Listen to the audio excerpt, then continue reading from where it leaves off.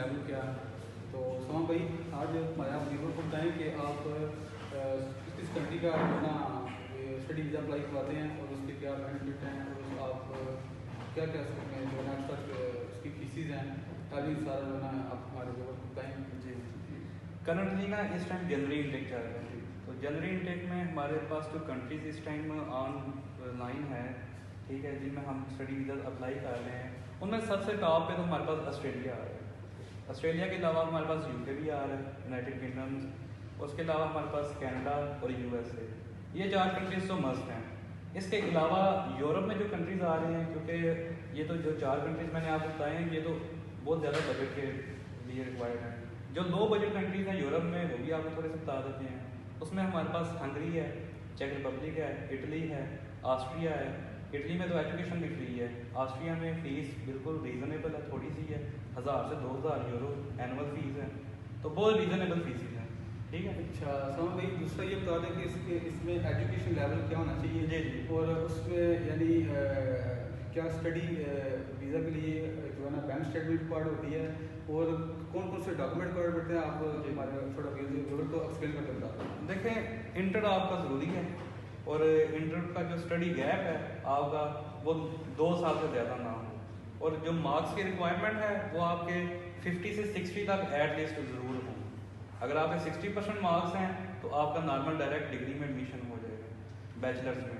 अगर आपके 60% से कम है लेकिन 50% से कम नहीं है, तो फिर आपका फाउंडेशन ईयर में होता है, उसमें आपको 1 साल एक्स्ट्रा पढ़ना पड़ता है, कुछ एक्स्ट्रा कोर्सेज इंग्लिश के, जनरल नॉलेज के पढ़ने पड़ते हैं, लेकिन स्टिल आपका एडमिशन हो जाता है, और उसके बाद फिर आपको डिग्री में एडमिशन मिल जाता है। अच्छा, दूसरा आप हमारे लोगों को ये बता दें कि आप यानी आर्ट्स की क्या फीस चार्ज कर रहे हैं। जी, आर्ट्स जी, आर्ट्स पीटी लैंग्वेज, आर्ट्स और पीटी और लैंग्वेज सर्ट के 3 टेस्ट हम इधर प्रेपरेशन करवा रहे हैं, जो स्टूडेंट्स हमारे पास आते हैं, और हम वही फीस चार्ज कर रहे हैं जो मार्केट में चार्ज कर रहे हैं, 30,000।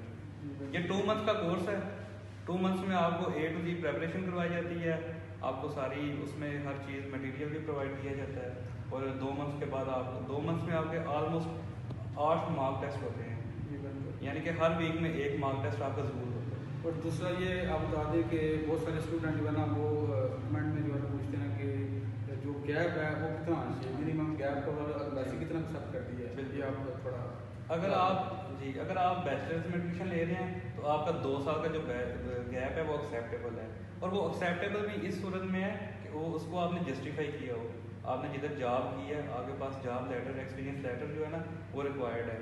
और इसी तरह अगर मास्टर्स में अगर आप एडमिशन ले रहे हैं तो मास्टर्स तक तो अप टू 5 ईयर्स तक का स्टडी गैप जो है वो भी एक्सेप्टेबल है, लेकिन उसमें सिचुएशन ये है कि आपकी जो जॉब है उसका सर्टिफिकेट लगेगा साथ, जिसे हम एक्सपीरियंस लेटर कहते हैं, और वो जस्टिफाइड होना चाहिए जितना गैप है आपका। अच्छा, दूसरा ये बता दें कि सबसे ज़्यादा जो फास्ट प्रोसेस कौन सी कंट्री का है, उसका टाइम पीरियड कितना है, उसकी जो बैंक स्टेटमेंट, बहुत सारे स्टूडेंट पूछते हैं कि बैंक स्टेटमेंट हमें बहुत सारा इशू आ रहा है, यानी लिक्विड कितनी होनी चाहिए, कैश कितनी होनी चाहिए, वो एज ए अपने फैमिली मेम्बर का जो वो भी बैंक स्टेटमेंट अटैच कर सकते हैं, या अपने किसी रिलेशनशिप का अटैच करता है, वो थोड़ा वो हमारे लोगों को इस टाइम सबसे जो कम टाइम ले रही है ना कंट्री, वो यूनाइटेड किंगडम है, यूके है।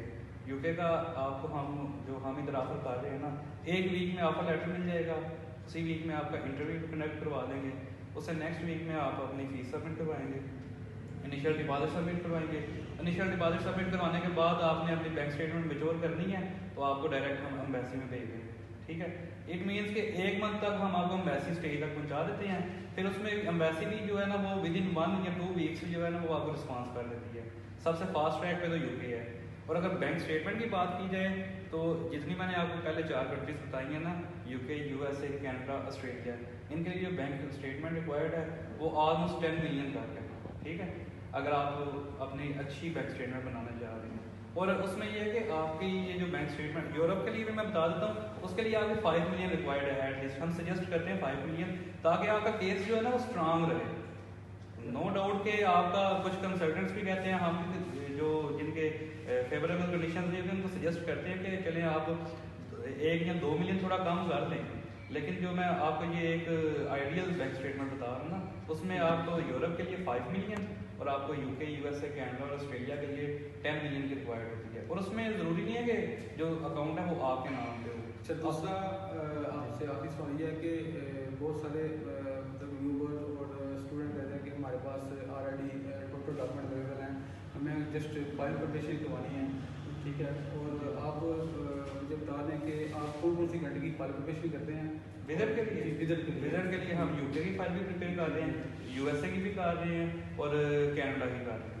ये 3 कंट्रीज। इसके अलावा अगर शेंगन की कोई करवानी है तो वो भी हम करवा रहे हैं, लेकिन उसमें कुछ इश्यूज बनते हैं ना, जैसे इटली है, अपॉइंटमेंट का इशू बन जाता है, तो वो हमारे एंड पे नहीं होती, उसमें आपने खुद अरेंज करना होता है। हम जिस तरह आपको फाइल बना के देंगे, उसका आपको लगे ना लगे उसमें हमारा कंसर्न नहीं है, लेकिन हमारी जो फाइल होगी वो 100% एक्यूरेट होगी।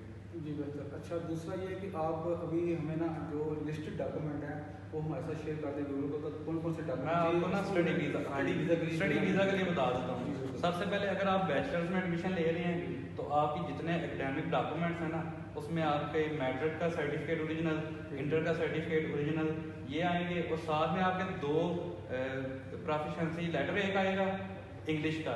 अगर आपने आर्ट्स की है उसको हम प्रोफिशिएंसी लेटर भी कह सकते हैं, प्रोफिशिएंसी टेस्ट होता है वो, पीटीई भी लग सकता है। जो 2 आपको चाहिए वो रिकमेंडेशन लेटर्स चाहिए, वो आपके कॉलेज से बनेंगे जिधर से आपने लास्ट डिग्री की है। इसी तरह अगर आप मास्टर्स में एडमिशन लेना चाह रहे हैं तो आपके इन डॉक्यूमेंट्स के साथ जो एडिशनल डॉक्यूमेंट्स लगेंगे वो आपके बैचलर्स की डिग्री प्लस ट्रांसक्रिप्ट लगेगी, और साथ में आपका उधर से प्रोफिशिएंसी लेटर उसका लग जाएगा, और रिकमेंडेशन लेटर्स भी आपके यूनिवर्सिटी के लग जाएंगे।